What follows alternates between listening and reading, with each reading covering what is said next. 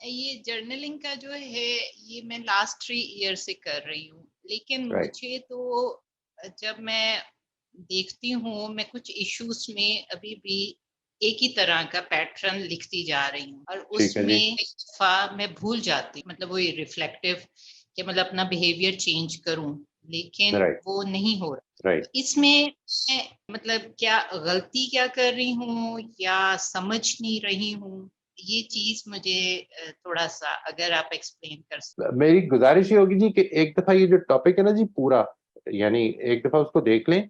अगर आप महसूस करते हैं कि आप ये सारी चीजें लिख रही हैं जो यहाँ पे मैं सजेस्ट कर रहा हूँ कि ये चीजें उसमें आनी चाहिए, अगर आप महसूस करते हैं कि नहीं ये सारी चीजें आप लिख रही हैं, तो फिर मुझे एक दफा अलग से, अगर आप पसंद फरमाएं, तो मुझे अपनी एक जर्नल की एक सैंपल भेज दें, मैं उसको देख के आपको बता सकूंगा।